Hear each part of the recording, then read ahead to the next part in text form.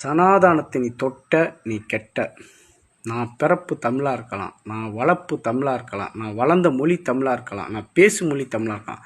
ஆனால் சனாதனத்தை ஒழிப்புன்னு சொல்கிறது நியாயம் கிடையாது. ஏன்னா நம்ம வழிபடுற முறைகள் சனாதனம் தான்.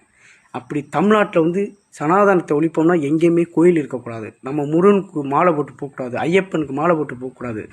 நம்ம ஏன் சின்ன கருப்பை பெரிய கருப்பை கிடா வெட்டக்கூடாது, மாரியம்மா சாமி கும்பிடக்கூடாது. இங்கே தமிழ்நாட்டில் இருக்கிற அனைத்து பேரும் சாமி கும்பிட்றோம், மாலை விட்டு போடுறோம். நம்ம கல்யாணம் பண்ணியிருக்க சம்சாரி பொண்டாட்டி நெத்தியில் பொட்டு வைக்கக்கூடாது, மாங்கல்யம் போட்டு வைக்கக்கூடாது. சனாதனத்தை ஒழிக்கிறேன்னு சொல்லாது சரியா? சனாதனத்தை பேசுகிறவங்க சரியா? சனாதனத்தை பேசுகிறாள் அறநிலைத்துறை அமைச்சர் ஆக்கக்கூடாது, அறநிலைத்துறையில் இருந்த வார பணத்தை வாங்கக்கூடாது. சனாதனத்தை ஒழிக்கிறாள்.